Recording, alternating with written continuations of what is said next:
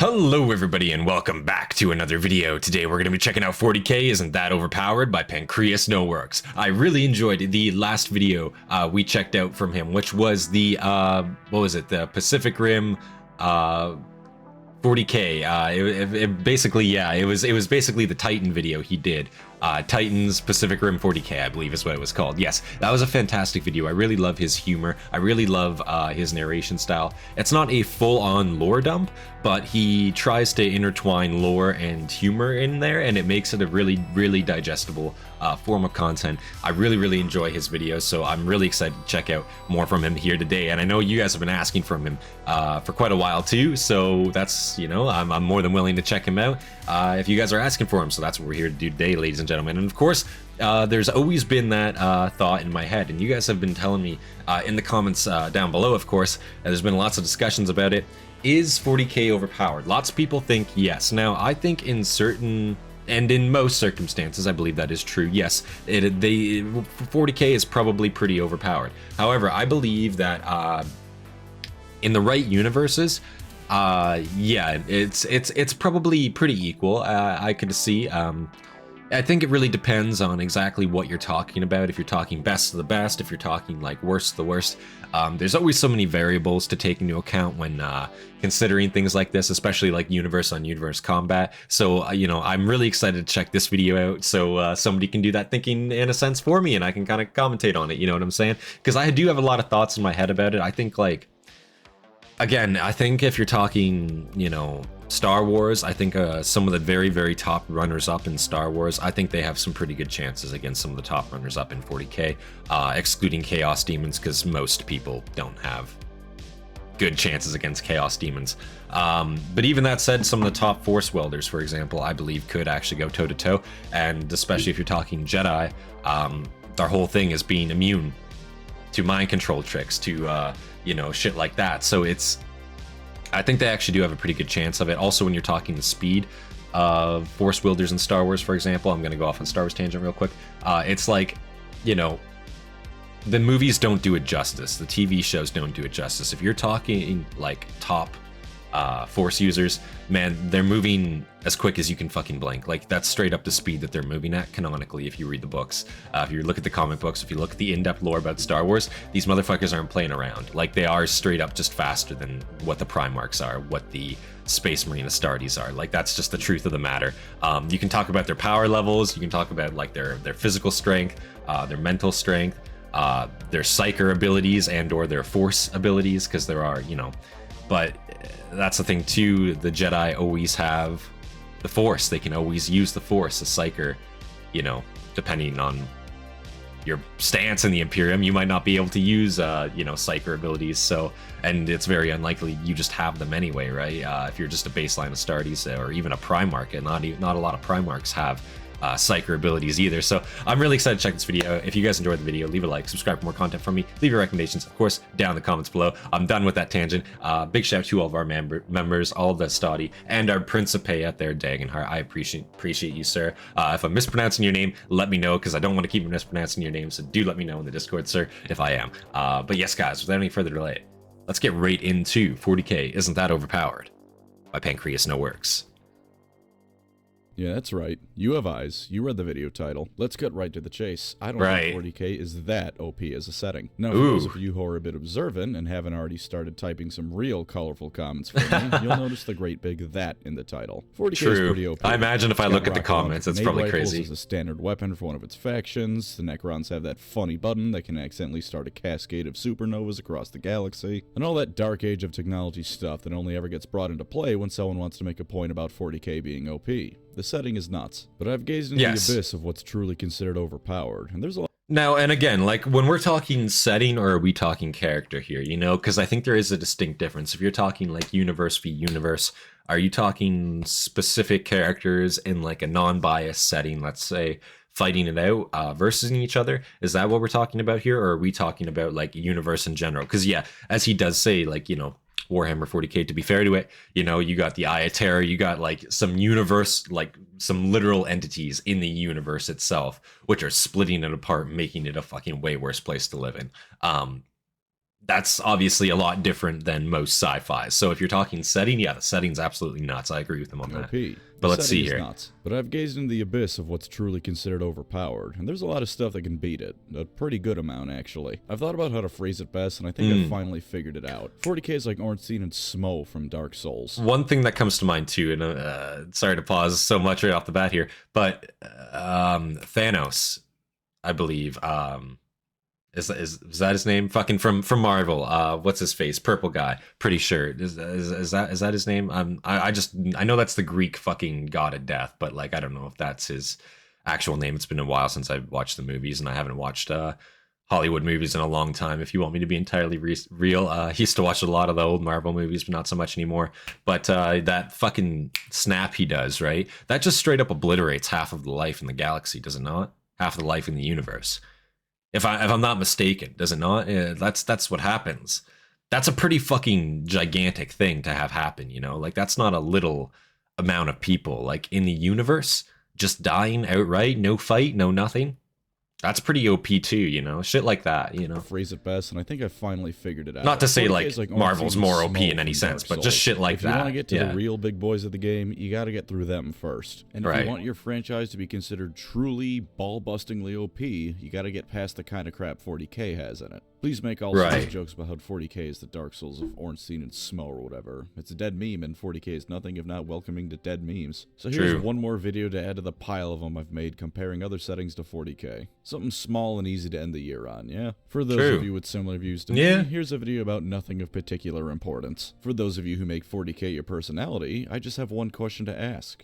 But can the Emperor beat Goku? Before I get started power scaling 40k into the dirt, however, there's something to discuss. Do you like learning? Do you hate school and how tedious and miserable it can be? Well, then have I got the thing for you, because this video was sponsored by Brilliant. Brilliant is the premier way to learn math, data science, and computer science. Holy shit. It's got the visuals to keep you interested. It's got the mini games. So useful because I am not that smart. Places to learn don't have that make it an actual joy to interact with and learn from. And it's got something even better than that. It's all at your own pace. Ooh. You know how important all of that stuff is? Because good lord is it important. For proof, I have yet another story of little old me in school and falling behind. You know math class. I do too, and it was my kryptonite. There was one class sophomore year of high school hated to it. explain one of the concepts. The teacher just grabbed two pieces of paper and kept jamming them together. Needless to say, this did not help me. Well, with Brilliant, you get none of that. The lessons are easy to use, can be retaken as many times as you want, and you can jump in at whatever level you're at. There's no falling behind because you don't get something, and there's no being bored out of your skull because you understand everything perfectly. I'd recommend the Data Fundamentals course for a starting course. Everyone can get use out of analyzing data in one shape or another, and because Brilliant is so easy to use and learn from, it's a perfect way to get started on it. And to top it off, I have a wonderful deal for you all. Using my link in the description or pinned comment, which is also on screen right now, you get 30 days of Brilliant as a completely free trial. Holy bonus, shit. The first 200 people to use the link get 20% off an annual plan. 20% off annual? http://brilliant.org/Pancreasnowork/ for a 30 days free trial and 20% off your annual plan for the first 200 to use it.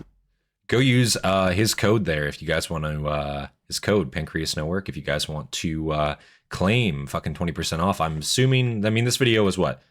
Year ago? I mean, hey, there might still be some of them left, and you never know, you know. Go use his code if you plan on getting Brilliant services there. Goddamn, good deal. Learning is fun when it isn't made to be miserable, and Brilliant's given us all a wonderful way to keep learning no matter what age or level we're at. Get Brilliant today and start learning now. Alright, let's start listing off franchises. This will all be rather light on specifics, by the way. The love I have for Halo, or Obsession, if you're feeling less generous, isn't quite shared with everything else on this list. Let's start with a pretty common one. Overall, I'd say 40k wins. Let's see what he has to say. Yeah. Better, the scale is bigger, and a lot of the Psychers in 40k could demolish the average Jedi or Sith. Average. That said, Star Wars has some stuff going for it. Yes. The higher end. See, and again, that's what I'm talking about here. If you're talking like straight up like universe on universe, or are you talking character on character? Are you talking best of the best? If you're talking average, yeah, 40k will absolutely fucking stomp Star Wars. There's no question about that. But if you're talking, again, some of the best either Sith or Jedi users out there, yeah, you're talking, they're gods. They're essentially gods as well, you know? Darth Vader in his fucking prime, very corruptible. I'd say if he was put in the universe of 40k, he'd probably be a fucking chaos demon straight up. Like, they would corrupt his ass instantly, like it'd be that easy. But that being said, he does have a fucking godlike power at his prime, and he is hindered by his fucking suit, which is insane to think of. Like, again, you got to really look into some of like comic book lore, some of the shit he actually like canonically can fucking do, because it's nuts. If you don't know, you know, you'd think like, oh yeah, he's probably not that much of a match, but like, you know, again, you got to look into some of the canonical lore for it. The movies and shit. The movies are extremely good. Don't get me wrong. They don't do it justice though in terms of like saber combat, you know? The average Jedi or Sith. That being said, Star Wars has some stuff going for it. The higher-end estimates of the Confederacy place their military at several quadrillion battle droids. That's a lot of wrist rockets you gotta worry about. Yeah. So drowning out a few Crusade fleets or Orc Waz and droids is entirely feasible. And the amount of Force users in Star Wars that veer into being eldritch abominations is a lot higher than you might think if you're not super familiar with the lore. There's Abeloth, which is just straight up an H.P. Lovecraft creature. There's Darth Nihilus, owner of the coolest mask in fiction and a wound in the Force who eats planets for breakfast. And do you remember that time Anakin Force chokeslammed 2 gods in the Clone Wars? But despite this, the overall scale and relentless warmongering of 40k means Star Wars is going to go down when you compare it to 40k. See, we're easing into things with settings I think 40k can beat. You got to set the precedent, you know? That being said, I would take a clone. So this is universe on universe.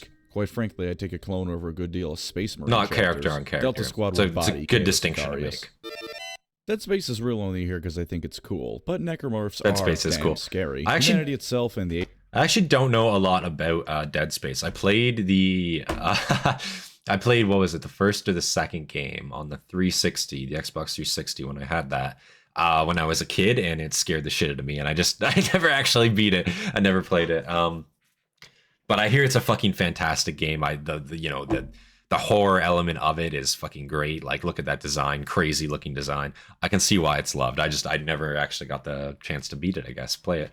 This is real only here because I think it's cool, but necromorphs are damn scary. Humanity itself and the aliens in Dead Space probably wouldn't be seeing much competition against Warhammer. The necromorphs, though, those could be a problem. Convergence events and the markers would play merry hell on humanity, Tau, and maybe even the orcs. And a necromorph infestation on the large end of things is going to play a lot like a Tyranid invasion, only even more horrifying. Imagine a space marine getting necromorphed. That is an unstoppable monster. Granted, that's true. Being an unstoppable horde of monsters isn't that special in 40k. I mean, there's plenty of those already. A proper Tyranid high fleet or some orc warbands could probably take on the necromorphs. It'd be risky, and if the necromorphs win, they've got a new Brethren moon. But 40k also has plenty of ways to blow a planet straight to hell, so even the Brethren moons themselves are fair game here. Really, the Brethren moons and necromorphs are pretty fitting in with 40k. They're damn near unkillable to the point that I think shooting off their limbs in Dead Space doesn't actually kill them. It just immobilizes them, shutting them down in a way. Of course, Isaac Clarke was in no way prepared to deal with them, and he managed it, so I'm sure someone like Gilliman or Eldrad could handle things. Another 40k win. That's true.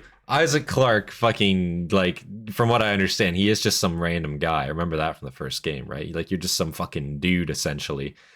So I feel like if he's able to deal with it, I'm sure fucking a lot, you know, in 40k, a lot of people could probably deal with it. That's a great point. Dead Space fans, I'd rather face most threats in 40k than I would a necromorph. I can reason with the Tau, at least, or at a stretch an orc. I can't reason with the ghost lady telling me to make us whole. This will probably be a proper video on its own eventually, since I've been getting more and more into Battletech as time goes on. That's for later, though. I know a lot of you guys are into Battletech. On a grand scale, it's a pretty grim scenario for Battletech in this matchup. It's centered around a couple thousand planets over a roughly 500 light-year radius. That's the Inner Sphere, where most of the cool stuff in the setting goes down. It contains all the great houses, what was once Star League, and it's just about all the damn clanner scum care about. Now, I don't know a lot about Battletech, but I did back in the day on the original Xbox. I believe it was only the original Xbox I played these on, Mech Assault 1 and 2. And I actually didn't realize it until somebody pointed it out in the comments. Mech Assault 1 and 2 are actually based on the Battletech universe. I had no idea that was true, but, you know, it is. And I fucking love the designs of Battletech, but I think in this setting alone, they're going to get stomped. But Battletech is not, you know, it's not prepared. In sheer industry and scale alone, Battletech loses to 40k. Yeah. But saying that, on an individual level, I'd wager it's a much closer fight. Of course, even the mighty Atlas isn't going to be squaring up with a Warlord Titan, but come down to the scale of knights, and now we're talking about a real fight. While true, I would argue that even the most Yeah. fearsome assault mechs are only equal to knights, battle mechs have a lot more in the way of versatility. A battle mech is a catch-all term for warfare platforms that can do any number of roles and also happen to walk on 2 legs. While there are numerous different kinds of Imperial Knights, you can safely assume they're in one of 2 categories. They're either going to shoot you with cannons, or they're going to try and chop you up with big chainswords. Battle mechs, meanwhile, can be scouts, artillery, massive platforms of light weaponry, and more. Some might as well just be a big gun with legs. The designs in urban BattleTech is fucking more sweet. than his AC-20 and a very hateful attitude towards anything larger than 40 tons. Some have melee weapons, because even in a setting as relatively grounded as BattleTech, there are going to be some people who want to punch things with their giant robot. If you tell me you aren't one of them, I'm gonna call you a liar. There's a lot more you can do with a battle mech than a knight, or just about any of its non-imperial equivalents. And that being said, too, like, again, when you're talking, like, the scale of mech on mech, and especially when everyone's got, long-range weaponry on your mechs, you see the ones with just, like, guns as arms, right? If you are able to close the distance on him, like, he's fucked, you know? If you're a mech that has, like, hands, for example, like mobile gripping hands like that, you're fucked. Like, there's nothing that you can do. Like, you can't, like, all you can do is really ram or, like, punt with your, you know, nubs of guns, right? But that's all you can really do. You can't grasp, you can't hold, you can't grapple, really.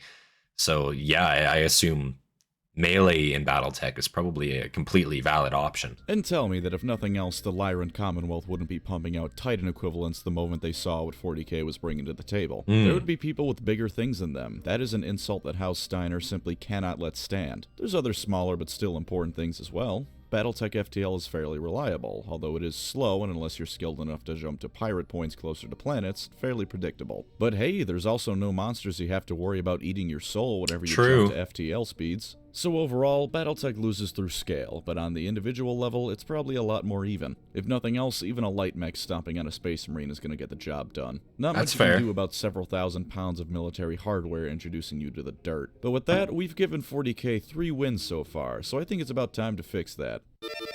Put MCU slop or whatever abomination of filmmaking DC's putting out next out of your mind. I'm mostly talking comics. At their worst, just as bad in their own way, but at least no one's been shoving them down my throat for the last 15 years. Okay, fair enough, on the lower end of things, absolutely then, true. These guys are getting bodied. What the hell is the Green Arrow gonna do against the Space Marine? And if you're the kind of person who that's absolutely facts. Like, what is the Green Arrow gonna fucking do? Some superheroes are absolutely fucking dog water useless, but and again, if you're talking like high end, like Superman is a fucking god, you know? Like you actually can't kill him unless you have a material. So it's like, you know, like unless you got kryptonite near you. So like, what are you gonna do against that?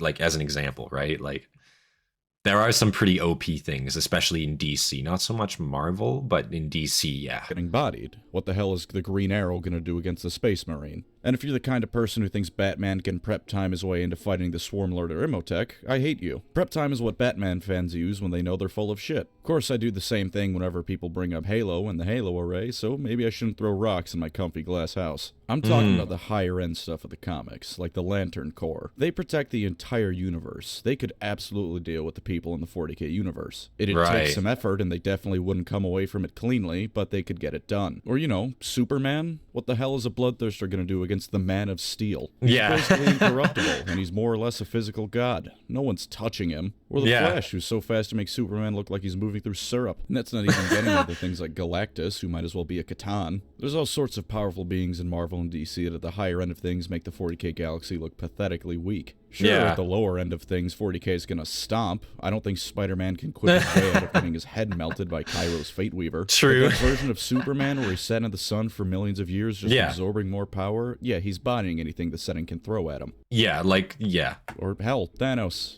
It is Thanos. 40k is now half empty. God forbid there's any crossover beyond Marvel writing some Marnius Calgar books, though. I don't need. Could you imagine half of 40k universe getting snapped out of existence? No, like, bias towards who it is or what it is. Just half of everything just getting fucking annihilated. Could you imagine how fucked that would look? Like, what would be left even? There would be nothing left, you know?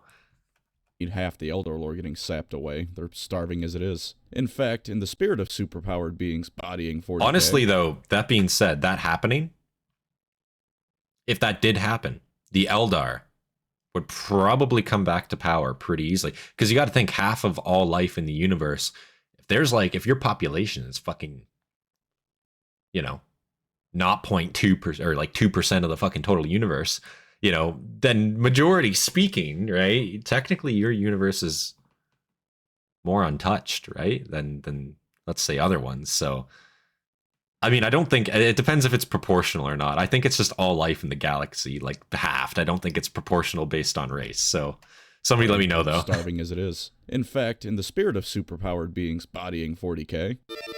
There's an account called The Drunken Guardsman on Twitter. Oh, Omni-Man is also Jesus. About who would win, with one being 40k and the other being someone not from 40k. One of them was Cynreius versus Omni-Man, and truth be told, that was one of the inspirations for this video. Anyways, to answer that who would win question, I have my own question for you. What the hell is Cynreius gonna do when Omni-Man starts tossing capital ships at him from orbit? There's an argument to be made that maybe 40k could BS its way into a win. Omni-Man's a fucking god, also. Stronger characters. Morality in 40k is a funny joke. Maybe they can brutalize the other two settings into defeat. You're not doing that with Viltrumites. They're a race of Supermans hell-bent on conquest and don't view other races as being worth jack. They can obliterate entire planets over the course of a few days at most, and have their own vast empire to rival 40k. And while I don't think they're incorruptible in the sense of being immune to chaos, why the hell would any one of them fall to it? They have everything they need and view non-Viltrumites as dirt. I've not read the comics, so I admit maybe I'm missing something. True. I haven't either, to be completely fair. You could argue they might fall to Khorne, and yeah, they might, or they'd see it as selling themselves off to a higher power and tell Khorne to go kick bricks. With the exception of people like Magnus the Red at the very highest level of it, I don't think Psyker powers are going to do anything either. Viltrumites are at that level of physical power that just overwhelms anything else. An Eldar Psyker or a Necron Cryptek can prepare whatever spell or incantation to rewrite the Viltrumite out of existence that they want. It doesn't matter if in the time it takes to start casting the spell, Omni-Man can fly around the whole planet and rip their spine out from behind them. And even things like foresight that a lot of characters in 40k have. Or just collide directly into the fucking planet. They just tied to railroad tracks with no way out, you can safely assume a train is going to run you over eventually. You can't do anything about it, though. And while there's certainly not also, I'm loving this FTL soundtrack in the background. A couple dozen of them on a single battlefield if you absolutely must have that. What the hell's the guard going to do about one of them, let alone a dozen? Hell, if you throw enough of them at the Emperor, he's probably going to get his shit rocked, too. I have an immediate confession to make. I only said enough of them as a peace offering. One of them is probably enough. But yeah, Viltrumites beat 40k stuff. I only included them in the video because I have the Omni-Man skin in Fortnite, so if you disagree, I don't feel too passionately about it. But you know what I do? I do not play Fortnite, guys.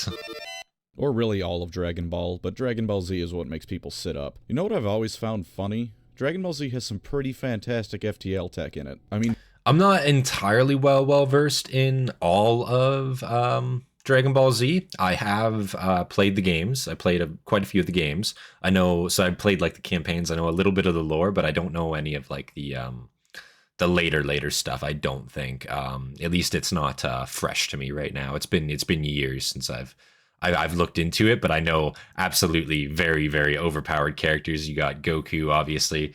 You have Vegeta, obviously, when he gets going. You got Frieza, obviously. Frieza is a fucking, like, an annihilator, like, quite literally. So, yeah, you got some pretty powerful characters. I think on average, again, 40k might beat them. Maybe. Just through sheer supremacy of will, but hard to say. Bowman, Mr. Popo went to Jupiter in like, what, 10 seconds? It takes Light 43 minutes to do that. That alone makes it stronger than 40k in significant ways. But let's not kid ourselves. No one cares about Dragon Ball's FTL technology. You're here for angry people screaming and punching each other, and by God, that's how Dragon Ball Z is gonna kick the hell out of 40k. No, I think power scaling debates can be pretty whack, even though I've now made 5 videos doing more or less that exact thing. I've never claimed I wasn't a hypocrite. I really don't care about discussing who would win in a fight, Goku or Gear 5 Luffy. It's obviously Goku, so who cares? That said, I've been a Dragon Ball fan since I was little, and you can't be a Dragon Ball fan without at least being passively aware that there are entire communities of people who sit down and try to figure out exactly how much stronger Goku is from the start of Dragon Ball compared to Super.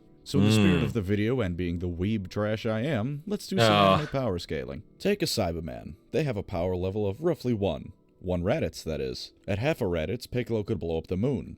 Hell, at like a quart of a Raditz tops, Master Roshi blew up the moon. At Holy 15 shit. Raditz, Vegeta could blow up the Earth. To stop ripping off Dragon Ball Z Abridged, Frieza at less than 1% of his power destroyed the strongest warrior race in existence with a single finger, who themselves could take out entire planets worth of people as infants. What the hell is anyone in 40k short of maybe the gods gonna do when the Saiyan drop pods start landing? To be fair, I think the people in this video are gonna do something like Fall to Chaos. Okay, so yeah, again, I don't know all the in-depth lore about fucking Dragon Ball, but yeah, that sums it up pretty good. Holy shit, yeah, okay. Wow.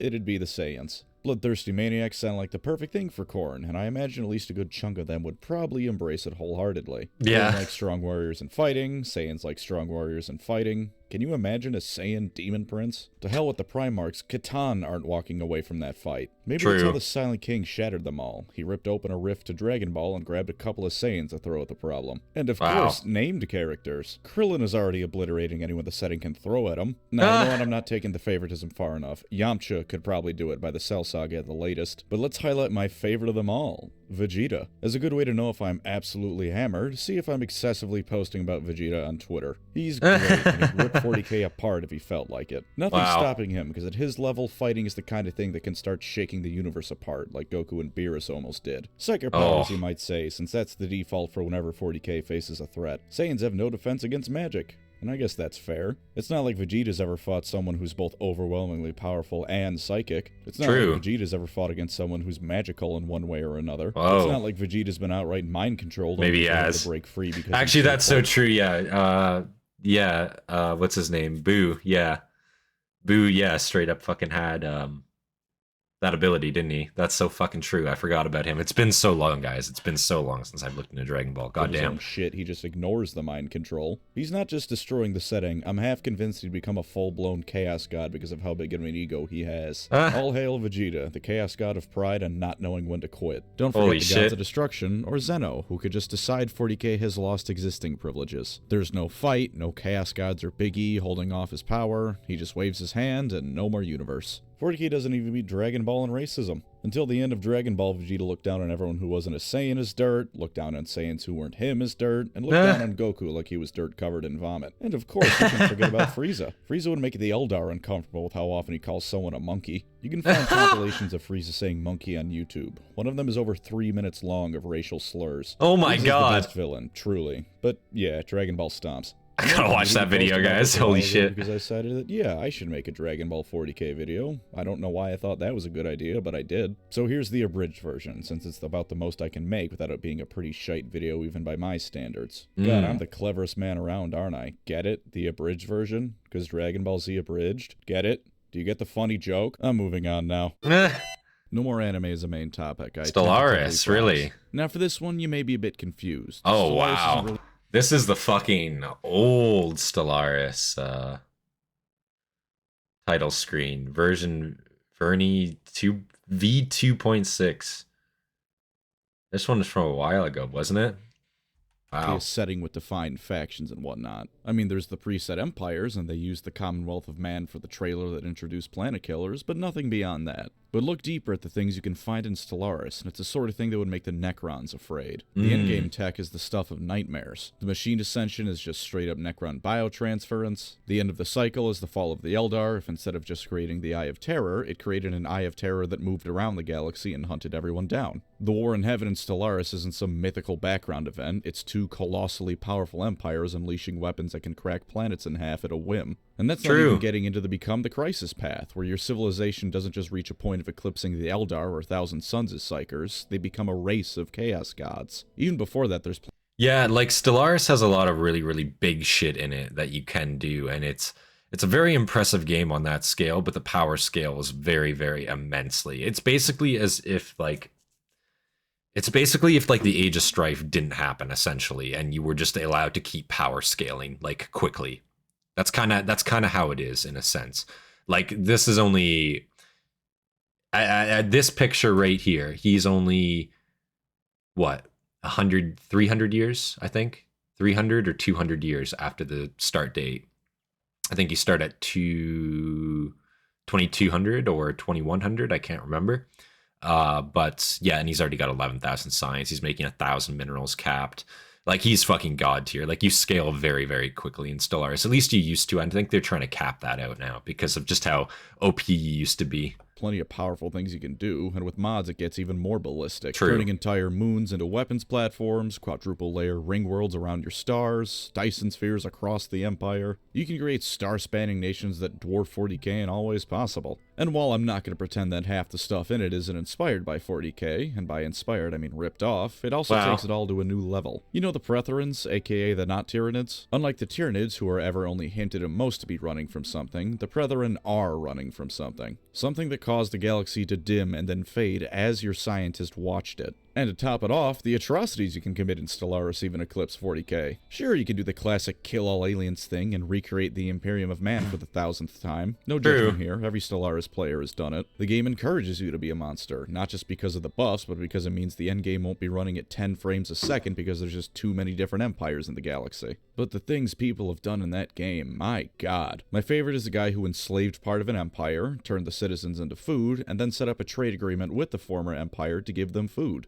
That mad bastard turned a species into snacks and then sold them back to their fellows. Pay attention, Black Library writers. That's how you write a war crime. True.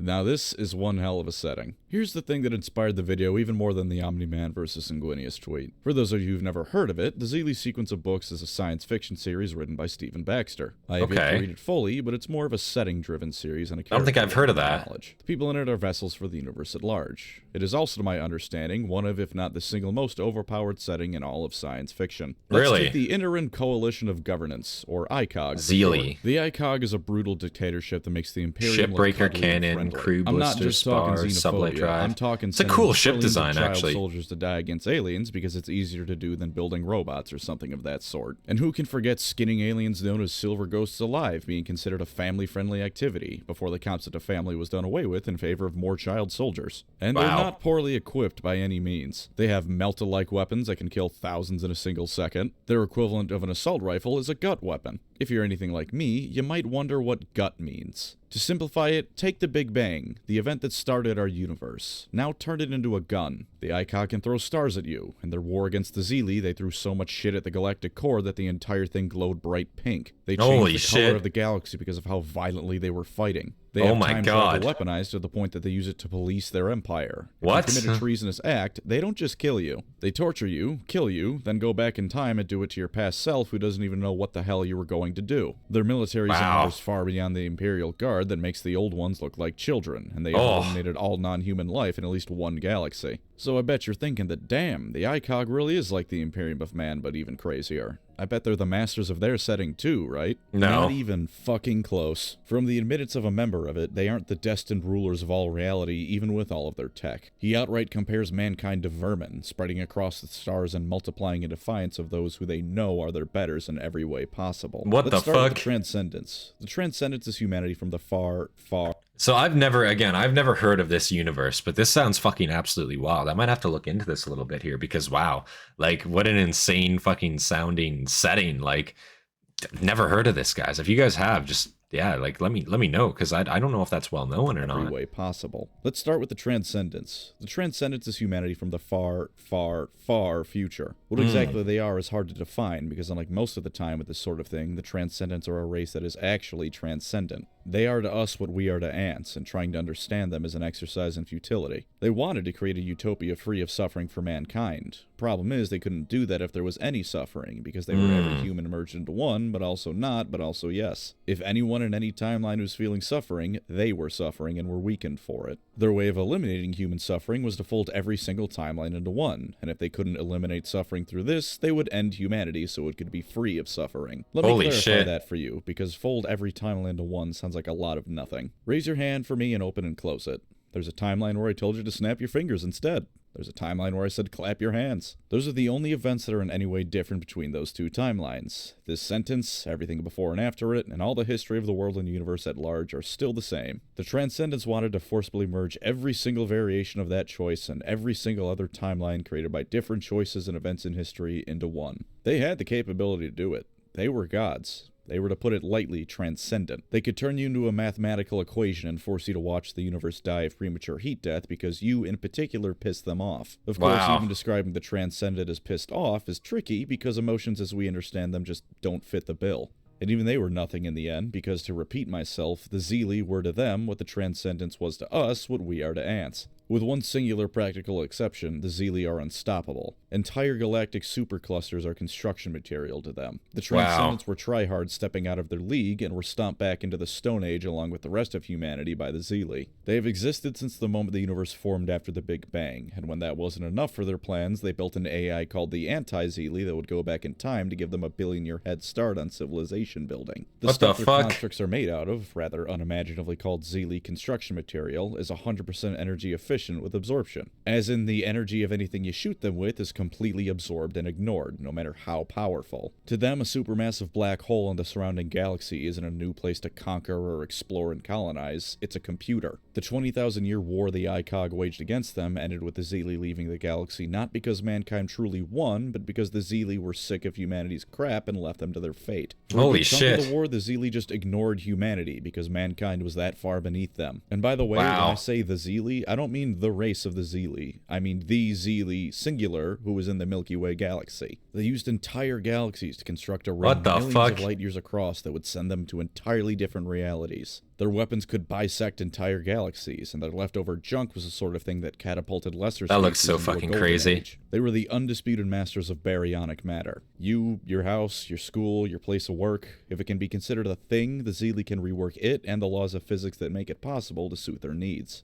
And in what you might consider a bit of a twist, they were ultimately benevolent. Their ring wasn't a weapon, it was an escape route, because the only thing capable of beating the Masters of Matter were the Masters of Dark Matter, the Photino birds. All you need to know about them is that the Zeeli were fighting a war against them and losing badly. The birds were introducing premature heat death into the entire universe for the sole reason of making reality more comfortable to them. The Zeeli time-traveled back to the beginning of existence itself to give themselves a head start, because otherwise they couldn't save anyone from a universe that would die billions of years early. And it's at least partially implied that the birds weren't even aware they were fighting a war against the Zeeli. The setting isn't going to win against 40k. The setting isn't going to realize it and 40k are in a war. You know what the kicker is? This setting, with all of its tech that could rewrite 40k out of existence, with time-traveling AI, rewriting of the laws of physics and objects that can take the force of the Big Bang and not even... Yeah, the fact that they can time travel, I don't... See, that one's kind of weird to me, because it's like with time travel in any kind of like fiction setting, like it's just so weird, because then you're getting like loopholes, and then if it's not written well, then you're like recounting, and it just seems like it's a very like easy way out in a sense to me. But like I can understand it in the setting of sci-fi, and like maybe it works really, really well. I have not read these novels, so I'm not too sure, but it's a very interesting concept. It's just like, it's hard to wrap your brain around, and it's definitely not comparable to 40k at all. Like time travel in general, like the second you can do that, that's pretty fucking OP. So notice, it's hard sci-fi. The biggest scientific inaccuracies within the Zeeli sequence aren't because that's not how reality works, they're because our understanding of science has advanced since the books were written. Their time travel works because of general relativity and how approaching light speed warps time and space around you. Changing universal constants like the Silver Ghosts do, who by the way aren't even particularly powerful within the setting, would result in AI with infinite computation power that can give you the answer to your question before you ask it. In theory, almost everything in these books is or was considered fully possible to one degree or another. Have fun with that thought. A few other things popped in my head that I couldn't think of enough words to make entire segments out of, but wanted to mention them regardless. For starters, I lied about there being no more anime because Gurren Lagann is up first. Explain to me how 40k is going to fight this thing off. You can't grimdark only war your way into beating it. Simon has decided he is manlier than you are, so you lost. I don't make the rules, it just happens. Doom also wins pretty handily, I'd wager. I don't mean the demons or makers, I mean the Doomslayer. That's all that's needed. If you drop the Doomslayer into the Great Rift, within weeks there is no more Great Rift, and everyone else would be too terrified of the guy to do anything about him. Except, honestly, that's a fucking good point. Do you think Doom guy could fucking go in there and do it? Think he could get it done?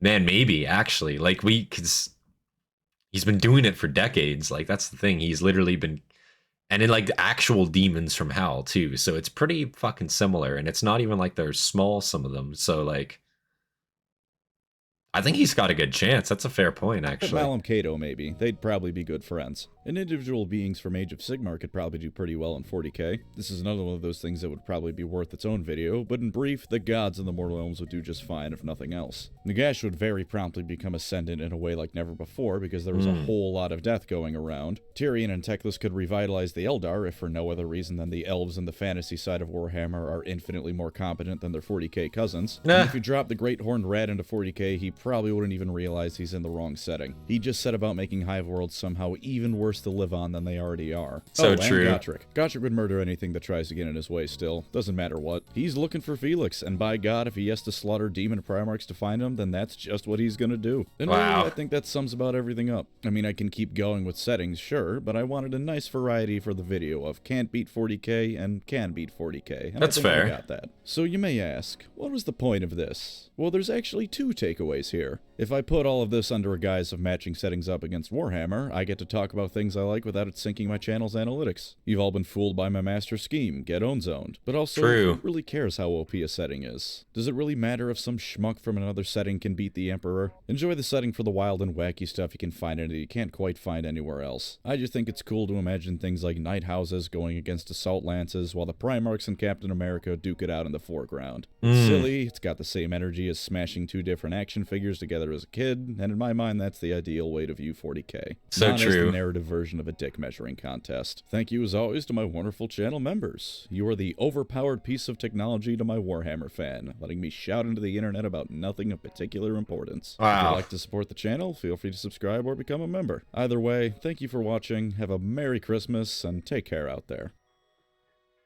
Wow, guys. That was 40k Isn't That Overpowered by Pancreasnowork. What another fantastic video. I'm going to subscribe to his channel right now. What another great video. I thought that was great. And man, I really like his humor with it. Like he takes it seriously, but he doesn't take himself super seriously. He's still cracking jokes. He's still making jokes about it. And I really like basically like how in-depth he goes here, like because it's just enough to tell you like, yeah, it'll probably not work, you can dispute it if you want, but this is why I think it, plain and simple for you to get. And I really like his to the point videos there, and again his humor makes the videos extremely fun to watch. So I thought this was a great video. So yes guys, if you enjoyed the video, leave a like, subscribe for more content from me, and of course leave your recommendations down in the comments below. Come join our Discord, guys. Come join our Discord today. It's awesome seeing you guys there, so come on down, join the Discord, guys. And big shout out to all of our members, all of our Hastati out there, and our Principe, Dagenhart. I appreciate you, sir. You guys inspire me to make more content for you guys every single day. And so with that guys, this has been Centurion, and I'll see you guys in the next one. Peace, guys.